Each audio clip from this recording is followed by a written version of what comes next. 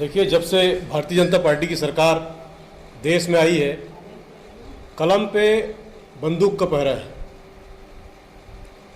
गोदी मीडिया के नाम से भी जाना जाता है। कुछ चैनल जो है इतना स्तर वो कर लिए हैं, तो उसके चक्कर में बाकी पत्रकार भी जो निस्वार्थ रूप से सत्य को जो आगे लाना चाहते हैं, देश के सामने रखना चाहते हैं, उन पत्रकारों के साथ जब से भारतीय जनता पार्टी की सरकार आई, चाहे वो केंद्र में हो चाहे छत्तीसगढ़ में हो, छत्तीसगढ़ में आज कानून व्यवस्था पूरी तरह से निरंकुश हो चुकी है।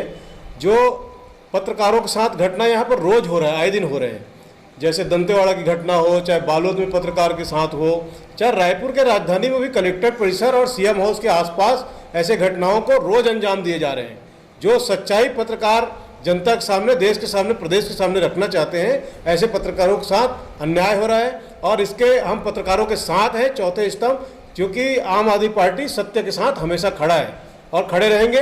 आप पत्रकारों को पर जो भी अगर इन लोग गुंडागर्दी करेंगे, उनके मुंह बंद करना चाहेंगे, कलम पे बंदूक का पहरा लगाएंगे, हम उस बंदूक का गोली पहले हम खाएंगे, उसके बाद पत्रकारों तक कोई आना चाहेगा।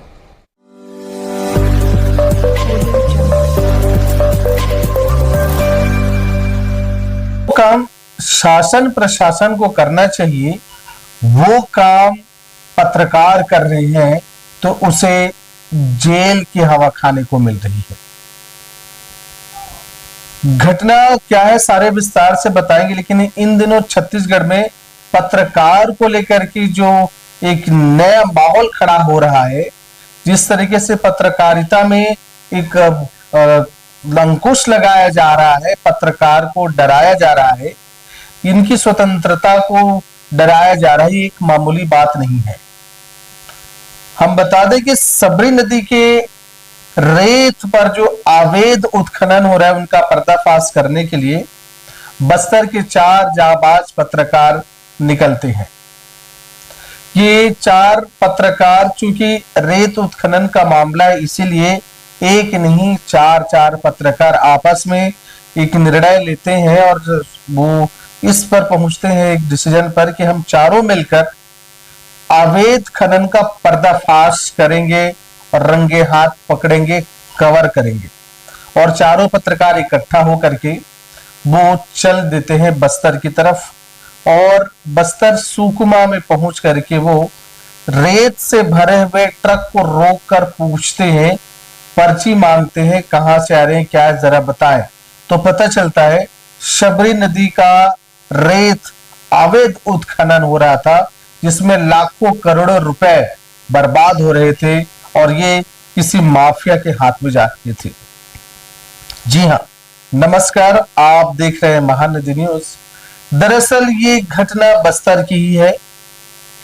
4 पत्रकारों का एक किस्सा है जिसमें चारों पत्रकार रेत उत्खनन का पर्दाफाश करने के लिए वो निकल पड़ते हैं एक कार में। जैसे वो उस जगह पे पहुंचते हैं, देखते हैं कि सबरी नदी का रेत ट्रकों पे लादा जा रहा है अवैध तरीके से, कोई पूछने वाला नहीं। और वो सबरी नदी का रेत तेलंगाना होते हुए हैदराबाद यानी आंध्र प्रदेश तक जा रहे हैं और इसमें लाखों करोड़ों का खेल चल रहा है। शासन प्रशासन की नजर है ही नहीं है। तब इन पत्रकारों ने इनका पर्दाफाश करने के लिए, कवर करने के लिए कमर कस लिए और निकल पड़े थे। उसने पूछा और तमाम जानकारी वीडियो बनाने इकट्ठा कर दिए, लेकिन वहीं कोंटा में तैनात टीआई साहब अजय सोनकर को ये रास नहीं आई, पसंद नहीं आई और उन्होंने बिल्कुल कथित तौर पे एक साजिश रखा। इस साजिश रचने के बाद उनका परिणाम क्या हुआ हम आपको आगे जरूर बताएंगे, लेकिन हम विस्तार से बता दें कि जैसे ही वो जाकर के यहाँ कवर करने लगे, वीडियो बनाने लगे, तो साहब टीआई साहब को, कोंटा के टीआई साहब को बिल्कुल भी पसंद नहीं आया और उन्होंने साजिशन गांजा को उनके कारों पर रखने की षड्यंत्र बनाया, ऐसा कहा जा रहा है, ऐसा कथित तौर पे।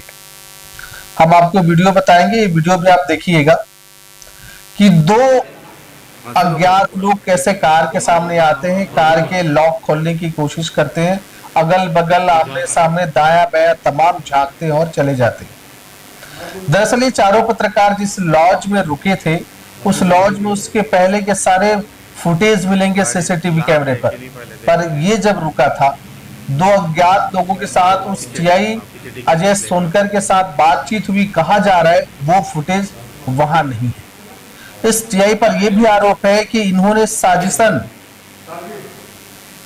गांजा उस कार में रखवाया और इन्होंने जो प्राथमिक जानकारी मिली है पुलिस के एक कमेटी से, उसमें भी बताया गया है कि जो सीसीटीवी फुटेज है उसमें भी छेड़छाड़ की है, वो सबूत मिटाने की कोशिश करी है, ऐसा कथित तौर पे बताया जा रहा है।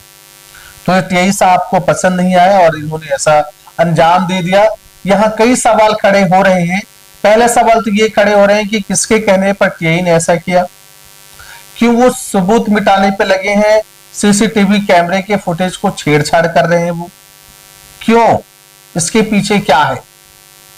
बड़ी बात तो यह है कि इस टीआई के पूरी संपत्ति पर बैंक अकाउंट कितने हैं, कितने पैसे हैं, इन सब की जांच होनी चाहिए। इनकी कॉल डिटेल पूरी पुख्ता से जांच होनी चाहिए कि उस दौरान किससे क्या बात हुई, कितने मिनट कितने घंटे बात हुई है। फिलहाल हम आगे बताते हैं। अब कार में तो गांजा रख दिया गया है, चारों पत्रकारों को पता नहीं। उस क्षेत्र ऐसा है कि कब आंध्र प्रदेश के आप जमीन पर पहुंच जाए और कब छत्तीसगढ़ में आपको पता नहीं चलता, क्योंकि पूरा इलाका पहाड़ और जंगल इलाके हैं। जैसे आंध्र प्रदेश के वो सीमा पे पहुंचते हैं, बताया जा रहा है साजिशन वहां की पुलिस को जानकारी दी जा रही है और वो पुलिस आते हैं, जांच करते हैं और वहां लगभग 15 किलो का गांजा बताया जा रहा है प्राप्त हुआ और फिर उन्हें गिरफ्तार करके जेल भेज दिया गया है। अब इसमें कई सवाल हैं कि जो सच्चाई को दिखाने के लिए निकले हैं उन्हें जेल की हवा खाना पड़ रहा है। जो काम शासन प्रशासन कर सकते हैं या उनको करना चाहिए, वो काम, वो पर्दाफाश, वो कवर करने के लिए जो पत्रकार गए हैं उनके साथ उनकी पत्रकारिता और उनको लेकर के कैसे तमाम समस्याओं से गुजरना पड़ रहा है, तकलीफों से गुजरना पड़ रहा है, ये भी एक बड़ा सवाल है। और बड़ा सवाल ये है कि किसी नेताजी का भी यहाँ हाथ बताया जा रहा है। हम बता दें कि ये सुकमा छत्तीसगढ़ की बीजेपी के प्रदेश अध्यक्ष का गृह ग्राम भी है। आखिर ऐसा क्यों हो रहा है, ये तो सवाल उठता है। इसके पीछे कौन कौन है, गहराई से जांच होनी चाहिए। अभी ऐसा है कि जैसे सूचना मिली पत्रकारों के बारे में कि इस तरीके से उन साजिशन उनको गिरफ्तार किया गया है, तो बस्तर के 7 जिलों का पत्रकार इकट्ठा हुए और पुरजोर विरोध किए। उन्होंने अपनी आवाज बुलंद करी और आवाज राजधानी रायपुर तक आई, डिप्टी सीएम अरुण साव तक पहुंची और गृह मंत्री विजय शर्मा तक पहुंचे और इन्होंने तत्काल निर्देश दिया है कि इसकी गहराई से और गंभीरता से जांच होनी चाहिए।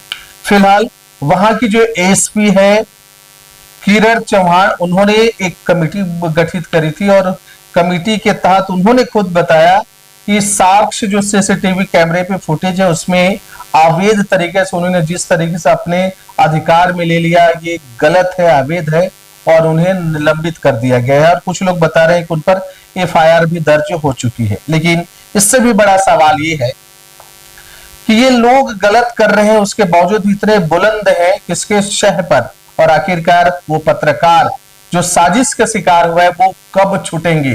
क्या यहाँ की सरकार आंध्र प्रदेश के सरकार से बातचीत करेंगी? क्या ये सीबीआई जांच की मांग पत्रकार कर रहे हैं वो हो पाएगी? फिलहाल उन्होंने गवर्नर को भी आवेदन लिखा है और तमाम मंत्रियों को भी कि इनकी सीबीआई जांच होनी चाहिए।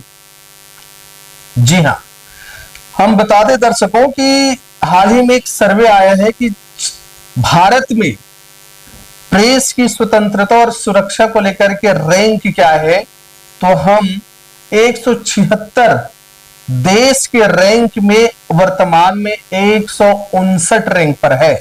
पिछले साल 161 रैंक पे था, 2 रैंक हमने बढ़त बनाई है।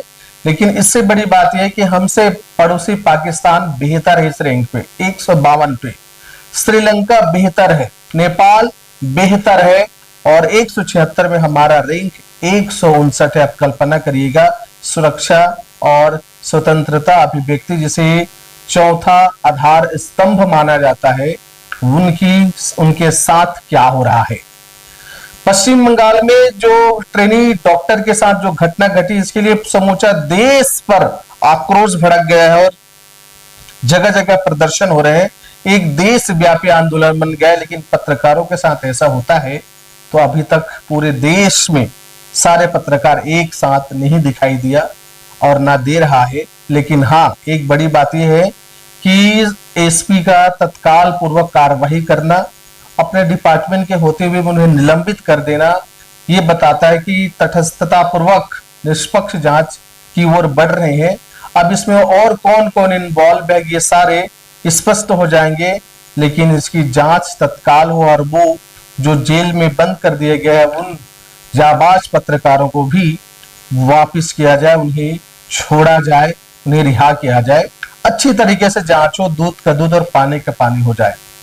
पत्रकारों के बारे में कहते हैं कि पत्रकारों के बारे में कहते हैं या बदचलन हवाओं का रुख मोड़ देंगे, या तो बदचलन हवाओं का रुख मोड़ देंगे या खुद को सरस्वती पुत्र कहना छोड़ देंगे।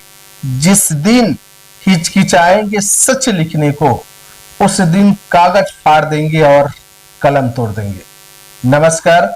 इस विषय में आप क्या सोचते हैं? कमेंट बॉक्स में कमेंट जरूर करिएगा। मेरा सादर प्रणाम स्वीकार करें। जय हिंद, जय छत्तीसगढ़।